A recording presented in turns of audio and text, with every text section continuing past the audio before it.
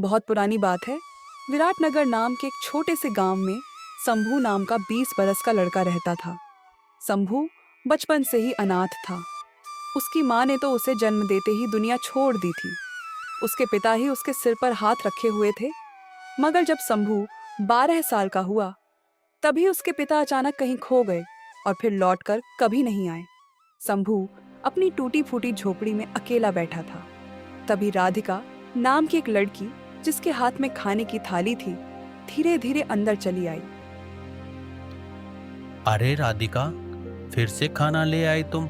बताओ ना, क्यों रोज मेरे लिए इतना कुछ लेकर आती हो? शंभू, मुझे सब पता है। जब तुम भूखे रहते हो ना, तो मेरा मन भी बेचैन रहता है। और ये भी तो तुम जानते ही हो कि मैं क्यों हर रोज तुम्हारे लिए खाना लाती हूँ। सच कहूँ राधिका, तुम्हारा ये एहसान मैं जिंदगी भर नहीं भूल सकता। ये कोई एहसान नहीं शंभू, ये तो मेरा अपनापन है, मेरा सच्चा प्यार है तुम्हारे लिए। ये कहकर राधिका ने नजरें झुका ली। कुछ भी बोले बिना धीमे कदमों से झोपड़ी से बाहर निकल गई। कुछ पल बाद शंभू भी सोच में डूबा झोपड़ी के बाहर आया। बाहर कदम रखते ही उसने देखा, गांव का मुखिया सिर पर पगड़ी बांधे खड़ा उसे घूर रहा था। अरे शंभू, पेट भर लिया कि नहीं? खाना वाना खा लिया ना तुमने? जी मुखिया जी, आपकी बेटी राधिका अभी कुछ देर पहले ही मेरे लिए खाना दे गई है।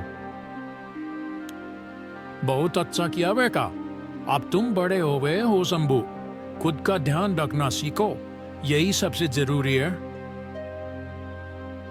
मुखिया जी, 12 बरस की उम्र से अब तक आप ही मेरा सहारा बने रहे हैं, लेकिन अब मन में शर्म सी होने लगी है। अब मैं भी कुछ काम में हाथ बटाना चाहता हूँ। बिल्कुल ठीक कह रहे हो शंभू बेटा, कब तक यूं दूसरों के सहारे बैठोगे? देखो, गांव के पास वाला जंगल अब पहले जैसा डर भरा नहीं रहा। अगर दिल करे तो वहां जाओ, मोटी मोटी लकड़ियां काट लाना, या मधुमक्खियों का छत्ता देखो तो थोड़ा शहद भी लेते आना। मेहनत करोगे तो पेट भरने का जुगाड़ अपने आप हो जाएगा। हाँ मुखिया जी, अब बैठे बैठे पेट भरने का मन नहीं करता। अब बस अपना भी देखना है और अपने घर का भी। अब जो थोड़ा बहुत बन पड़ेगा वही करूँगा मेहनत से। इतना सोचते सोचते शंभू चल पड़ा जंगल की तरफ। थोड़ी देर बाद वो गांव की पगडंडी पार कर उस सुनसान जंगल में पहुंच गया। चल शंभू, पहले बढ़िया पेड़ देख ले, फिर कल कुल्हाड़ी लेकर आना, सब काट लेना। लकड़ी बेचेगा तो 2 पैसे हाथ में आएंगे। मुखिया जी ने अब तक बहुत निभाया, अब बस खुद कमाना है। अब किसी से मांगे बिना पेट भरना है। हाँ, यही ठीक रहेगा। शंभू बस इतना ही बड़बड़ा पाया था कि तभी उसकी नजर एक पेड़ के तने पर पड़ी। वहां एक मोटा सा कीड़ा चुपचाप बैठा था। अजीब बात यह थी कि वो कीड़ा हिल भी नहीं रहा था, बस अपनी नन्ही आंखों से शंभू को ऐसे घूर रहा था जैसे कुछ कहना चाहता हो। शंभू की रूह में हल्की सी सनसनी दौड़ गई। ऐसा कीड़ा उसने कभी नहीं देखा था। अरे बाप रे, ये कीड़ा तो बड़े झक्कास साइज का है। ऐसा कीड़ा तो मैंने पहले कभी देखा ही नहीं। ऊपर से इसे क्या मतलब कि मुझे ऐसे घूरे जा रहा है। बड़ी अजीब बात है भाई।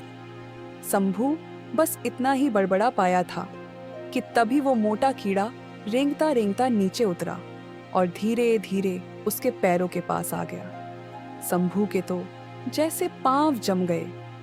अगले ही पल उस कीड़े ने किसी इंसान जैसी धीमी आवाज में कहा,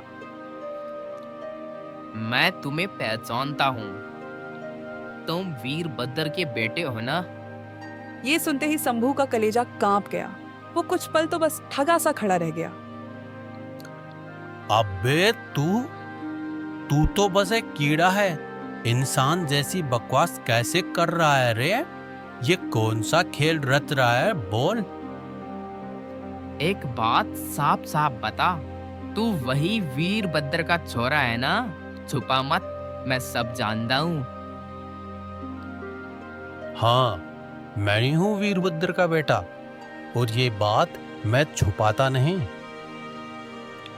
तेरे बापू वीरभद्र कई बरस पहले यूं ही कहीं गुम हो गए थे, आज तक वापस नहीं लौटे, है ना? मैं वो रात जानता हूँ जो किसी को नहीं पता। तेरे बापू कोई मामूली आदमी नहीं थे।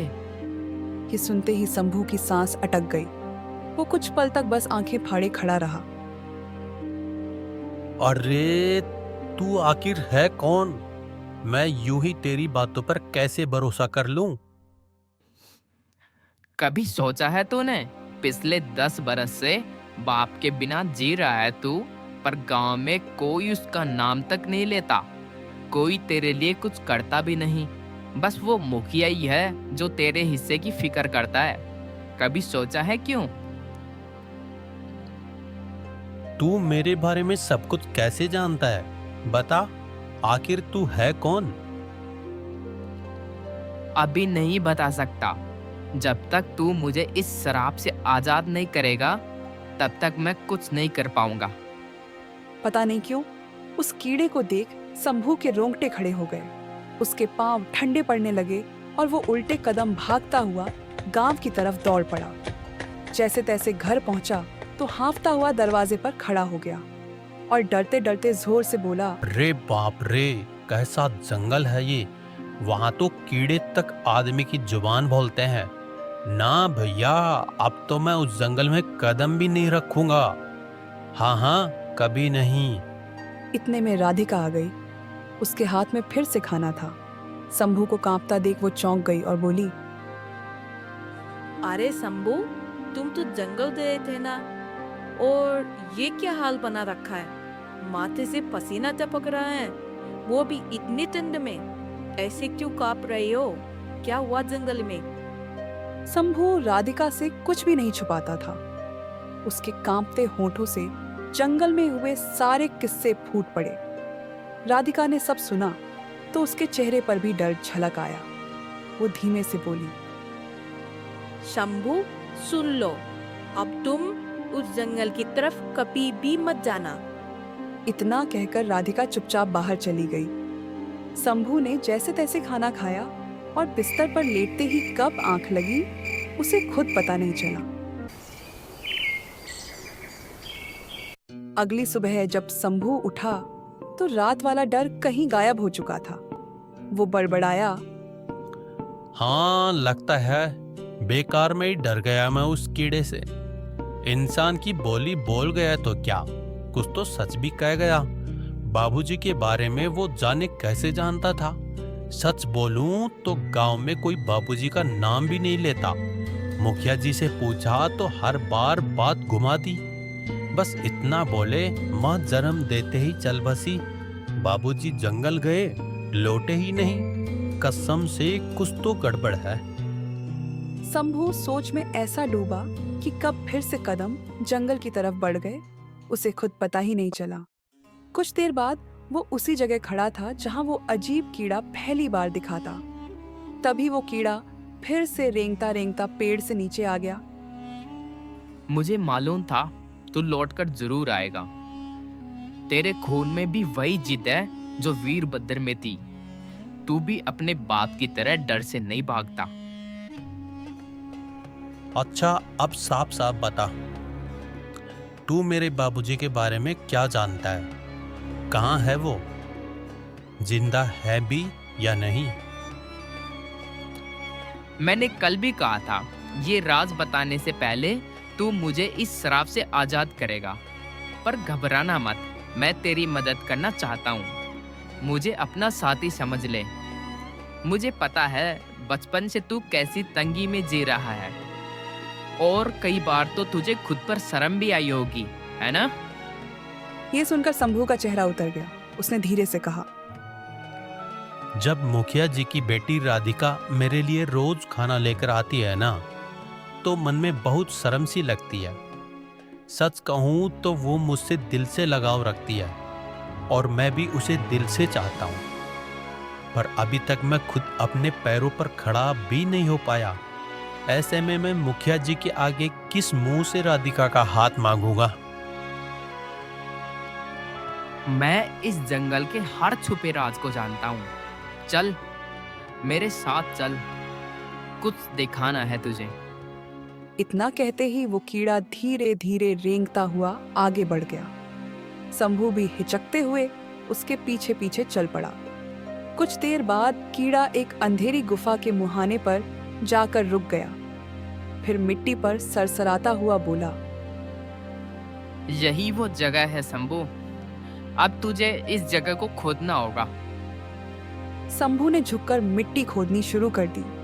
कुछ देर बाद उसकी उंगलियों को मिट्टी के नीचे कुछ सख्त सा महसूस हुआ।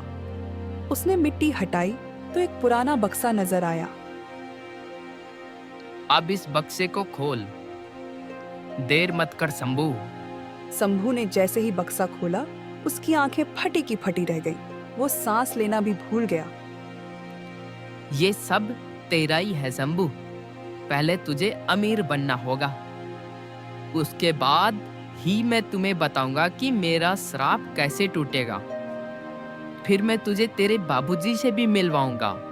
मुझे पता है वो अभी कहाँ है।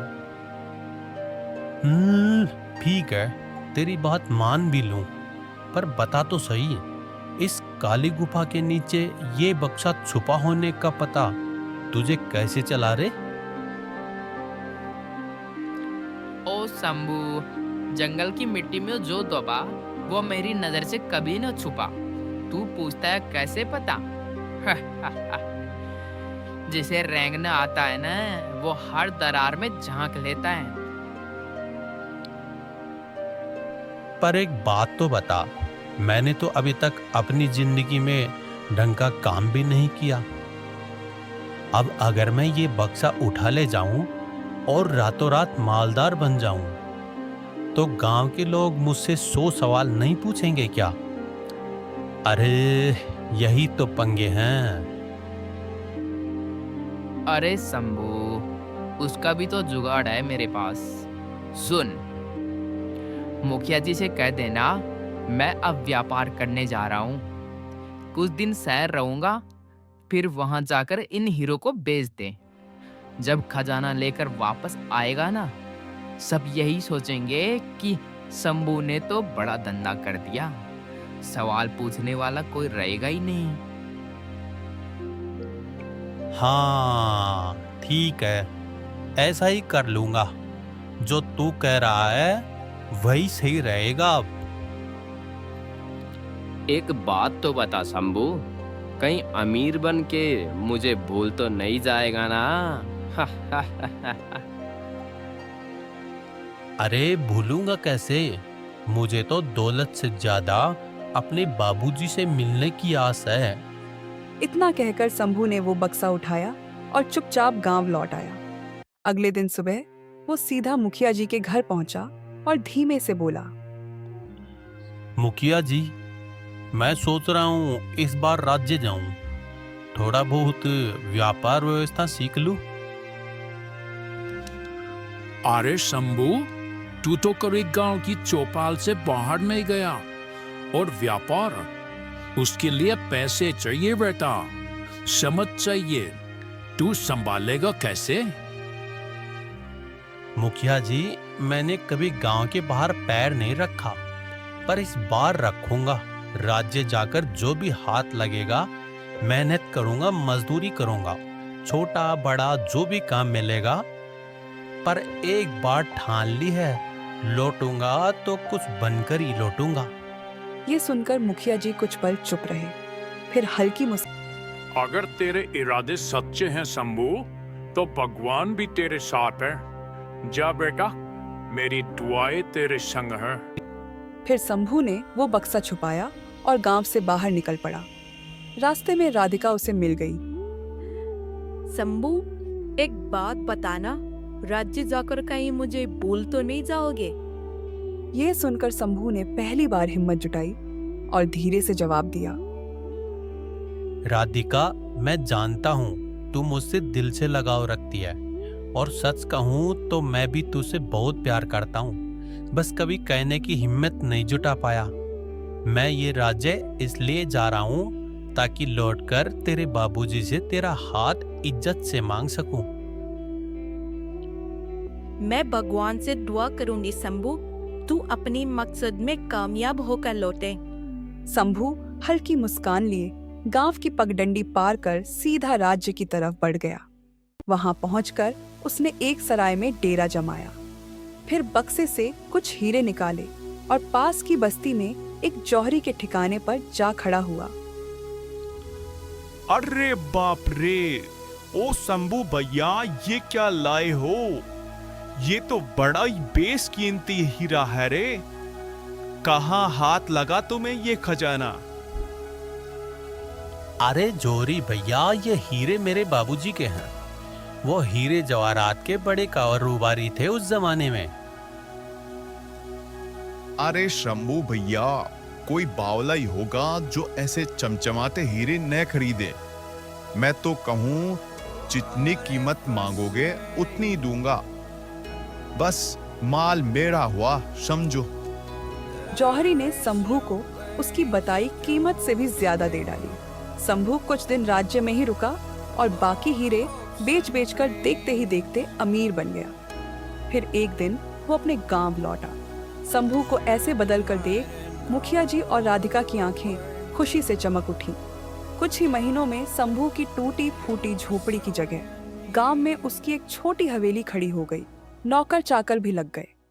एक दिन राधिका मुस्कुराते हुए शंभू से बोली, शंभू, अब तो तू अमीर भी बन गया और लोग भी पहले जैसा दया वाला मुंह नहीं बनाते। सब इज्जत से देखते हैं तुझे। पहले जो अनाथ समझते थे, अब वही सलाम ठोकते हैं। अब बता, मेरे बाबूजी से कब बोलेगा?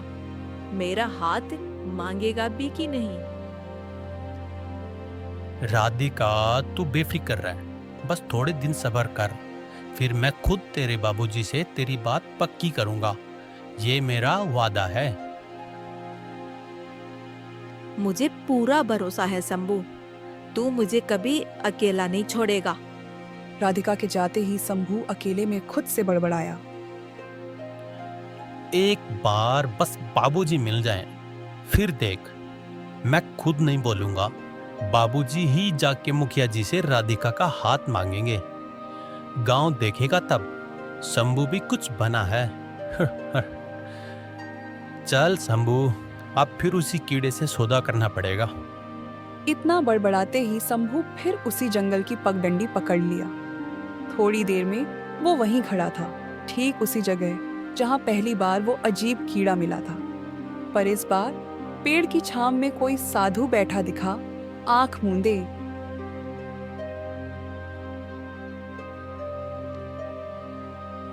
और रे बालक, कौन है तू? और इस वीरानी में क्या कर रहा है? तेरी सूरत तो किसी से मिलती लगती है।